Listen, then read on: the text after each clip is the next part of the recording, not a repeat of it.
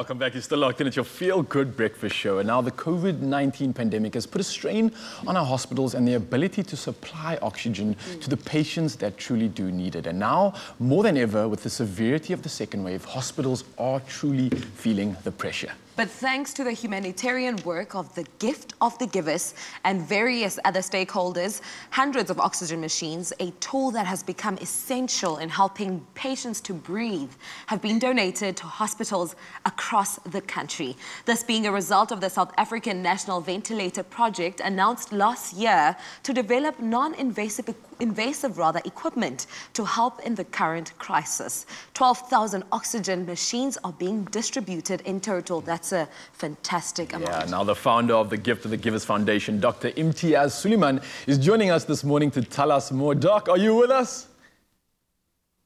Yes, I'm with you. Thank you very much. It's a pleasure having you on the show, Doc. I mean, these CPAP machines couldn't have come at a more appropriate time. How do these machines suit the needs of the current situation? You're right, they couldn't have come at a better time. The second wave, we've been seeing a huge amount of oxygen requirement. But oxygen itself cannot be delivered without a machine. And you have different types of oxygen machines. You have the oxygen concentrators, which just use a normal air to convert into 95% oxygen. Then you have the nasal nasal prongs, you have non-rebreather masks, and then you have the CPAP machines, all in levels of development. And of course, the high-flow nasal oxygen machines, and eventually the ventilator. But when you get to the ventilator stage, that's really, really critical, and many people, unfortunately, don't survive the ventilator stage. So the aim is to give high doses of oxygen early without using too much of oxygen. Sounds paradoxical. High doses of oxygen without using too much oxygen. Give it early and try to prevent people from getting to the ventilator stage. Now, this CPAP machine, designed in South Africa by the South African Ventilatory Group and the South African Astronomy Observatory Group, funded by, sanctioned by the Department of Trade and Industry, produced by the CSIR, approved by SAPRA and funded by Solidarity, is a combination of pure South African technology. The advantage of this machine is it can work as low flow as well as intermediate flow. And because it has high pressure, you can actually deliver oxygen at a lower flow rate. So in other words, a high flow machine takes 60 liters of oxygen per minute, to achieve sometimes the same purpose that this machine may do at 10 or 20 liters per minute. Not exactly the same, but in comparison, that's the kind of feedback we're getting from different hospitals. At a time when oxygen is so difficult, because remember, prior to COVID-19, the oxygen requirements for hospitals could be worked out weeks in advance, the companies could deliver. Now suddenly, we have an influx of patients, all needing oxygen, all hitting different hospitals at the same time. And it requires special types of delivery vehicles to deliver this oxygen. You can't put it in the back of a truck or a van and deliver. It requires special tankers, and you run short of those kind of stuff. So a machine that saves oxygen, yet uses oxygen, is life-saving. And the reality is that oxygen is life-saving here, so this machine is going to come at a better time. That's true. Now, Doc, listening to you now, you mentioned obviously how so many stakeholders were involved in these 12,000 somewhat machines, and you explained that quite nicely. So I've got to ask you, now that they're in development and they are being used, what has the feedback been from the actual frontline workers? You mentioned the hospitals themselves, but do you know what frontline workers are actually saying about it? Yes, I mean, when I say hospitals, I refer to the frontline workers, and we've been getting fantastic messages.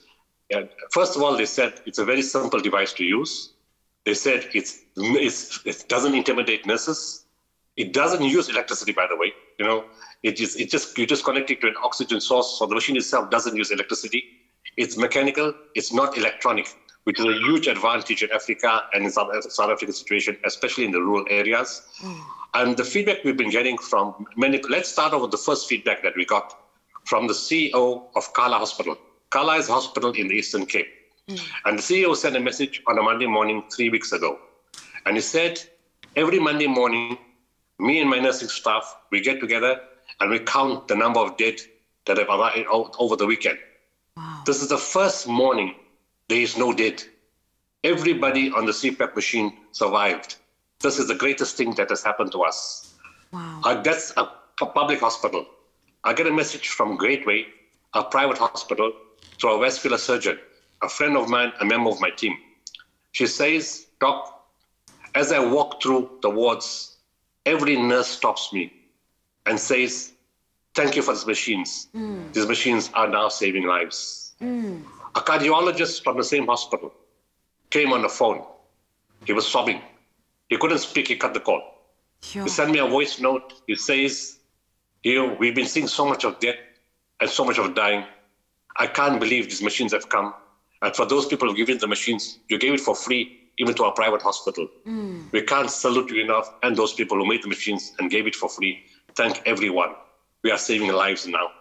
And that's the kind of sentiments coming from everywhere. It's every hospital, public and private, saying, you know what, these oxygens, these machines are saving lives. We needed them a long time ago.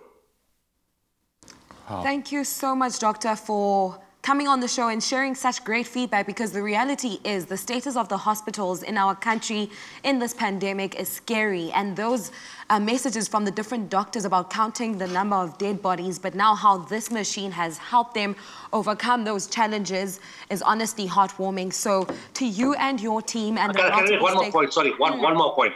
I need to make one more point. Yes, sure, go for it. A doctor from one of the hospitals made the most amazing statement ever. You know, the nurses, the doctors have been demoralized. In the last few weeks, we've lost so many healthcare workers. In Durban alone, 3 days ago, we've lost 8 doctors in 2 days. Wow. You know, and what that kind of sentiment, one of the doctors in Eastern Cape said, with these machines, COVID-19, you can come. We're ready for you. Oh, wow, Doc, once again, we can't thank you enough. Thank you for your time in the show and for being a part of what I feel is like such a welcomed invitation to trying to combat this COVID-19 pandemic that we're dealing with. And the timing is absolutely perfect. I think we can't do without any more of these. So thank you so much, Doc.